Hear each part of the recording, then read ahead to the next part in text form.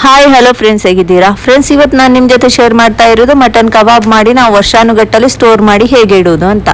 ನಾವು ಫ್ರಿಜ್ಜಲ್ಲೆಲ್ಲ ಇಟ್ಟರೆ ಅದರ ಟೇಸ್ಟ್ ಎಲ್ಲ ಚೇಂಜ್ ಆಗ್ತದೆ. ಸ್ವಲ್ಪ ದಿನ ಮಾತ್ರ ಇಡ್ಬೋದು, ಅದಕ್ಕಿಂತ ಜಾಸ್ತಿ ಇಟ್ಟರೆ ಅದರ ಟೇಸ್ಟ್ ಎಲ್ಲ ಚೇಂಜ್ ಆಗ್ತದೆ.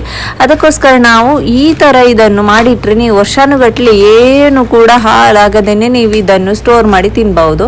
ಮಳೆಗಾಲದಲ್ಲೂ ಕೂಡ ಈ ಥರ ಏನಾದರೂ ಇದ್ರೆ ಸೈಡಲ್ಲಿ ಈ ಥರ ಫ್ರೈ ಮಾಡಿ ತಿನ್ಬಹುದು. ಅದು ಹೇಗೆ ಮಾಡೋದು ಅಂತ ಇವತ್ತು ನಿಮ್ಮ ಜೊತೆ ಶೇರ್ ಮಾಡ್ತೇನೆ.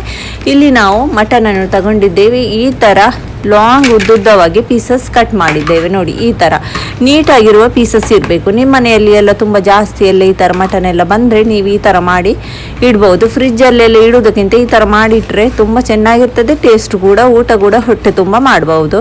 ಇದು ನಮ್ಮ ಹೈದರಾಬಾದಲ್ಲಂತೂ ತುಂಬಾ ಫೇಮಸ್. ಎಲ್ಲರ ಮನೆಯಲ್ಲಂತೂ ಇದ್ದೇ ಇರ್ತದೆ.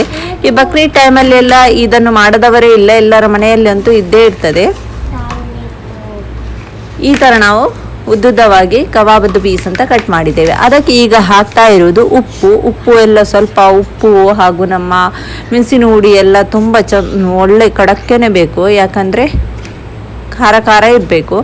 ಆಮೇಲೆ ಇಲ್ಲಿ ಅರಿಶಿನ ಹುಡಿ. ನಾವು ಇದು ಸ್ವಲ್ಪನೇ ನಿಮ್ಮ ಜೊತೆ ಶೇರ್ ಮಾಡಲಿಕ್ಕೋಸ್ಕರ ಇದು ಸ್ವಲ್ಪ ಕಬಾಬ್ ಮಾಡ್ತಾ ಇರೋದು. ನಮ್ಮ ಸಬ್ಸ್ಕ್ರೈಬರ್ಸ್ಗೋಸ್ಕರ ನಿಮ್ಮ ಜೊತೆ ಕೂಡ ಈ ಥರ ಶೇರ್ ಮಾಡೋಣ ಅಂತ. ಇದು ಹೊರದೇಶಕ್ಕೆಲ್ಲ ತುಂಬ ಎಕ್ಸ್ಪೋರ್ಟ್ ಕೂಡ ಆಗ್ತದೆ ಇಲ್ಲಿಂದ. ಇದಕ್ಕೆ ಈಗ ಮೆಣಸಿನ ಹುಡಿ ಹಾಕ್ತಾ ಇರೋದು. ನೀವೆಲ್ಲ ಎಷ್ಟು ತಗೊಂಡಿದ್ದೀರಾ ಮಟನ್ ಅದರ ಪ್ರಕಾರ ನೀವು ಮೆಣಸಿನ ಹುಡಿ ಎಲ್ಲ ಹಾಕ್ಬೋದು. ನೋಡಿ, ಹೊರದೇಶಕ್ಕೆಲ್ಲ ತುಂಬಾ ಎಕ್ಸ್ಪೋರ್ಟ್ ಆಗ್ತದೆ. ಹೊರದೇಶದವರೆಲ್ಲ ತುಂಬಾ ಇದನ್ನು ಸ್ಟೋರ್ ಮಾಡಿ ಇಲ್ಲಿ ಇಡೋದ್ರಿಂದ ಇಲ್ಲಿಂದ ತುಂಬ ಜಾಗಕ್ಕೆಲ್ಲ ಹೋಗ್ತದೆ. ಮುಂಬೈಯಲ್ಲಿ ಕೂಡ ಇದು ತುಂಬಾ ಗೊತ್ತುಂಟು ಎಲ್ಲರಿಗೆ ಕೂಡ.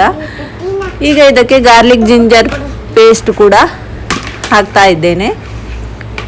ಇದು ನಮ್ಮ ಅತ್ತೆ ಮಾಡೋದು, ವರ್ಷವೂ ನಮ್ಮ ಅತ್ತೆನೇ ಮಾಡೋದು. ಇದರ ಮಸಾಲೆ ಎಲ್ಲ ಹಾಕುವುದು ಅವರೇ, ನಾನೇನು ಹಾಕ್ಲಿಕ್ಕೆ ಹೋಗುದಿಲ್ಲ. ನಾವು ಇದನ್ನು ಒಣಗಿಸುವುದು ಅಷ್ಟೇ. ಈ ವರ್ಷ ಮಾತ್ರ ನಾವು ತುಂಬ ಕಮ್ಮಿ ಮಾಡಿದ್ದು, ಇಲ್ಲಾಂದರೆ ನಾವು ತುಂಬ ಡಬ್ಬದಲ್ಲಿ ಎಲ್ಲ ತುಂಬ ತುಂಬಿಸಿಡ್ತೇವೆ. ಯಾಕಂದರೆ ಈ ವರ್ಷ ನಾವು ಮನೆ ಚೇಂಜ್ ಮಾಡಿರೋದ್ರಿಂದ, ನಮ್ಮ ಮನೆಯಲ್ಲಿ ಫ್ಲ್ಯಾಟಲ್ಲಿ ಇರೋದ್ರಿಂದ ಬಿಸಿಲೆಲ್ಲ ತುಂಬ, ಇಲ್ಲಿ ಬಿಸಿಲೆಲ್ಲ ಇಲ್ಲ. ಬೇರೆ ನಾವು ಲಾಸ್ಟ್ ಟೈಮ್ ಮನೆಯಲ್ಲಿದ್ದೆ, ಅಲ್ಲಿ ಎಲ್ಲ ತುಂಬ ಬಿಸಿಲೆಲ್ಲ ಇತ್ತು. ಒಣಗಿಸಲಿಕ್ಕೆ ತುಂಬ ಈಸಿ ಆಗ್ತಿತ್ತು. ಇಲ್ಲಿ ಒಣಗಿಸ್ಲಿಕ್ಕೆ ಸ್ವಲ್ಪ ಕಷ್ಟವಿರೋದ್ರಿಂದ ಸ್ವಲ್ಪನೇ ಮಾಡ್ತಾ ಇರೋದು. ಈಗ ಇದೆಲ್ಲ ಮಸಾಲ ಹಾಕಿದ ಮೇಲೆ ಸ್ವಲ್ಪ ಎಣ್ಣೆ ಕೈಗೆ ಈ ಥರ ಹಾಕಿ ಇದನ್ನು ಮಿಕ್ಸ್ ಮಾಡ್ಕೊಳ್ಬೇಕು. ನೋಡಿ, ಮೆಣಸಿನ ಹುಡಿ ಇರೋದ್ರಿಂದ ಖಾಲಿ ಕೈಯಲ್ಲಿ ಇದೇ ಥರ ಮಿಕ್ಸ್ ಮಾಡ್ಕೊಳ್ಬೇಡಿ, ಗ್ಲೌಸ್ ಏನಾದರೂ ಹಾಕಿಯೇ ಮಿಕ್ಸ್ ಮಾಡ್ಕೊಳ್ಬೇಕು. ಮೆಣಸಿನ ಹುಡಿ ತುಂಬ ಖಾರ ಇರೋದ್ರಿಂದ ಇದು ನಮ್ಮ ಕಾಶ್ಮೀರಿ ರೆಡ್ ಚಿಲ್ಲಿ ಪೌಡರ್. ನೀವು ಬೇರೆ ರೆಡ್ ಚಿಲ್ಲಿ ಪೌಡರ್ ಹಾಕೋದಾದ್ರೂ ಹಾಕ್ಬೋದು. ಒಮ್ಮೆ ಸ್ವಲ್ಪನಾದರೂ ಒಂದು ಅರ್ಧ ಕೆಜಿ 1 ಕೆಜಿ ಮಟನನ್ನಾದರೂ ನೀವು ಈ ಥರ ಮಾಡಿ ಒಣಗಿಸಿ ಒಮ್ಮೆ ಸ್ಟೋರ್ ಮಾಡಿ ಈ ಥರ ಮಾಡಿ ನಿಮಗೂ ಇದರ ಟೇಸ್ಟ್ ಗೊತ್ತಾಗ್ತದೆ. ಆಗ ನನಗೂ ಫಸ್ಟಿಗೆಲ್ಲ ಇಲ್ಲಿಗೆ ಬರುವಾಗೆಲ್ಲ ಗೊತ್ತಿರಲಿಲ್ಲ ಎಂಥದಪ್ಪ ಇದನ್ನೆಲ್ಲ ಒಣಗಿಸೋದು. ನಾವು ಊರಲ್ಲೆಲ್ಲ ಒಣಮೀನು ಒಣಗಿಸ್ತೇವಲ್ಲ, ಇವರು ಈ ಥರ ಮಟನ್ ಎಲ್ಲ ಒಣಗಿಸ್ತಾರಾ ಅಂತ ಅನಿಸ್ತಿದ್ದೆ. ನನಗೂ ಇದರ ಟೇಸ್ಟ್ ಎಲ್ಲ ಗೊತ್ತಾದ ಮೇಲೆ ಅನಿಸಿತು, ಕರೆಕ್ಟಾಗಿ ಇವರು ಮಾಡ್ತಾ ಇರೋದು ಇದು ಕೆಲಸ ಕರೆಕ್ಟ್ ಸರಿ ಅಂತ. ಅಷ್ಟು ಟೇಸ್ಟಾಗಿರ್ತದೆ. ದಾಲೆಲ್ಲ ಮಾಡಿದರೆ ಸೈಡಿಗೆ ಈ ಥರ ನಾವು ಈ ಥರ ಫ್ರೈ ಮಾಡಿ ತಿನ್ಬಹುದು.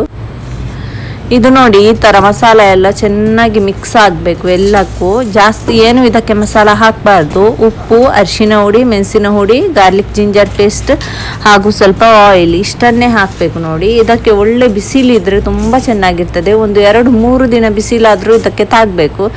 ಆಗ ಇದು ಬೇಗನೆ ಒಣಗ್ತದೆ. ಆಮೇಲೆ ನಮಗೆ ಇದು ಇಡಲಿಕ್ಕೆ ಕೂಡ ಈಸಿ ಆಗ್ತದೆ. ಹೊರಗಡೆ ಇಡುವುದಾದರೂ ಇಡ್ಬೋದು, ನಿಮ್ಮ ಮನೆಯಲ್ಲಿ ತುಂಬ ಬಿಸಿ ಇದ್ದರೆ ಈ ಥರ ಇಡ್ಬೋದು. ಇಲ್ಲಾಂದರೆ ನೀವು ಇದನ್ನು ಫ್ರಿಜ್ಜಲ್ಲಿ ಒಣಗಿಸಿದ ಮೇಲೆ ಒಂದು ಯಾವುದಾದ್ರೂ ಡಬ್ಬೆಯಲ್ಲಿ ಪ್ಲಾಸ್ಟಿಕಲ್ಲಿ ಹಾಕಿ ಫ್ರಿಜ್. ಇದು ಕಟ್ ಮಾಡೋದು ಹೇಗೆ ಅಂತ ನೋಡಿ, ಈ ಥರ ಇರ್ತದಲ್ವ ಮಟನ್ ಪೀಸಸ್, ಆ ಥರ ಇದನ್ನು ತುಂಬ ತೆಳುವಾದ ಪೀಸಸನ್ನು ಈ ಥರ ನೋಡಿ ಈ ಥರ ಕಟ್ ಮಾಡಿ ಉದ್ದಕ್ಕೆ ಇದನ್ನು ಈ ಥರ ಮಾಡಿ ಉದ್ದುದ್ದ ಪೀಸಸ್ ಮಾಡಬೇಕು. ಇದನ್ನು ಹ್ಯಾಂಗರಲ್ಲಿ ನೀವು ಒಣಗಿಸೋದಾದರೆ ಹ್ಯಾಂಗರಲ್ಲಿ ಕೂಡ ಒಣಗಿಸ್ಬೋದು. ಇಲ್ಲಾಂದರೆ ಎಲ್ಲ ಸುತ್ತ ಬಿಸಿಲಲ್ಲಿ ಹಗ್ಗ ಕಟ್ಟಿ ಕೂಡ ಇದನ್ನು ನಾವು ಬಟ್ಟೆ ಒಣಗಿಸುವ ಥರನೂ ಒಣಗಿಸ್ತಾರೆ. ನೋಡಿ, ಈ ಥರ ಪೀಸಸ್ ತುಂಬ ನೀಟಾಗಿರಬೇಕು, ಒಳ್ಳೇದಿರ್ತದೆ. ನೀಟ್ ಇಲ್ಲ ಅಂದರೆ ಇದನ್ನೆಲ್ಲ ಈ ಥರ ಇದರಲ್ಲಿ ಇರ್ತದಲ್ವ, ಇದನ್ನೆಲ್ಲ ತೆಗೆದು ನೀಟ್ ಮಾಡಿಕೊಳ್ಬೇಕು. ಫ್ರೆಂಡ್ಸ್, ನೀವು ನನ್ನ ಚಾನಲ್ಗೆ ಫಸ್ಟ್ ಟೈಮ್ ವಿಸಿಟ್ ಮಾಡಿದಾದರೆ ನನ್ನ ಚಾನಲನ್ನು ಇಷ್ಟರವರೆಗೆ ಸಬ್ಸ್ಕ್ರೈಬ್ ಮಾಡಲಿಲ್ಲ ಅಂದರೆ ಒಂದು ಸಬ್ಸ್ಕ್ರೈಬ್ ಕೂಡ ಮಾಡಿ, ಲೈಕ್ ಕೂಡ ಮಾಡಿ, ಶೇರ್ ಕೂಡ ಮಾಡಿ. ಕಮೆಂಟಲ್ಲಿ ಹೇಳಿ ನಿಮಗೆ ಇವತ್ತಿನ ನನ್ನ ಈ ವಿಡಿಯೋ ಹೇಗೆ ಅನಿಸಿತು ಅಂತ.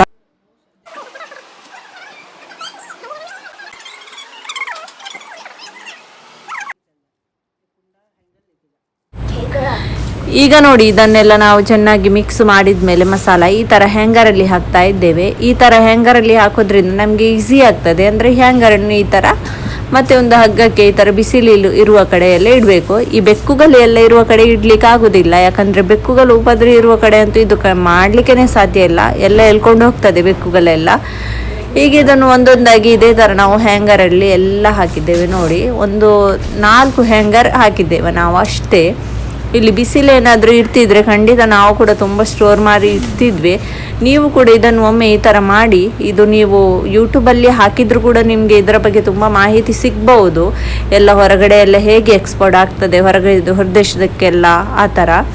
ಈಗ ನೋಡಿ, ಇದನ್ನು ನಾವು ನಮ್ಮ ಮನೆಯಲ್ಲಿ ಇಲ್ಲ, ನಮ್ಮ ಮನೆಯ ಮೇಲ್ಗಡೆಯಲ್ಲಿ ಇರುವ ಫ್ಲೋರಲ್ಲಿ ನಾವು ಹೋಗಿ ಇದನ್ನು ಒಣಗಿಸ್ಲಿಕ್ಕೆ ರಾತ್ರಿ ಹೊತ್ತು ಇಟ್ಟಿದ್ದು. ಯಾಕಂದರೆ ಬೆಳಿಗ್ಗೆ ಬಿಸಿಲಿಗೆ ಒಣಗಲಿ ಅಂತ. ಮಳೆ ಅಂತೂ ಬರುವುದಿಲ್ಲ ಅಂತ ಗ್ಯಾರಂಟಿ ಇತ್ತು. ಮಳೆ ಬರುವುದಾದರೆ ಒಂದು ಹನಿ ನೀರು ಮಾತ್ರ ತಾಗಬಾರ್ದು. ಇದಕ್ಕೆ ನೀರು ತಾಗಿದರೆ ಹಾಳಾಗ್ತದೆ, ಡ್ರೈ ಇರಬೇಕು. ನೋಡಿ, ಈ ಥರ ನಾವೆಲ್ಲ ಮೇಲೆ ಹ್ಯಾಂಗರಲ್ಲಿ ಒಂದು 4 ಹ್ಯಾಂಗರ್ ಅಷ್ಟೇ ಹಾಕಿದ್ದು.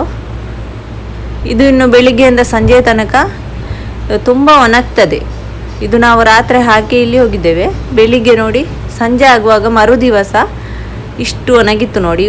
ಇನ್ನು 2 ದಿವಸ ಬಿಸಿಲು, ಒಂದು ದಿವಸ ಬಿಸಿಲಾದರೆ ಸಾಕು. ಆಮೇಲೆ ಇದನ್ನು ಬೇರೆ ಪಾತ್ರೆಯಲ್ಲಿ ಈ ಥರ ಇಟ್ಟು ಕಟ್ಟಿಂಗ್ ಮಾಡಿ ನಾವು ಇದನ್ನು ಸ್ಟೋರ್ ಮಾಡಿ ಇಡಬೇಕು. ಒಣಗಬೇಕು ಚಂದ, ನಮಗೆ ಗೊತ್ತಾಗ್ತದೆ ಒಣಗಿದಾಗ ಎಷ್ಟು ಒಣಗಿದೆ ಇದು ಏನು ಅಂತ. ನೋಡಿದ್ರಲ್ಲ ಫ್ರೆಂಡ್ಸ್, ಇವತ್ತು ನೀವು ಸ್ಟೋರ್ ಮಾಡಿ ಇಡುವಂತಹ ಮಟನ್ ಕಬಾಬ್ ಹೇಗೆ ಅಂತ. ನೀವು ಇದನ್ನು ಒಮ್ಮೆ ಟ್ರೈ ಮಾಡಿ. ನಿಮಗೆ ಇಷ್ಟವಾಯ್ತಂದರೆ ಸಬ್ಸ್ಕ್ರೈಬ್ ಕೂಡ ಮಾಡಿ. ಇನ್ನೊಮ್ಮೆ ಸಿಗ್ತೇನೆ ನೆಕ್ಸ್ಟ್ ವಿಡಿಯೋದಲ್ಲಿ. ಬಾಯ್ ಬಾಯ್.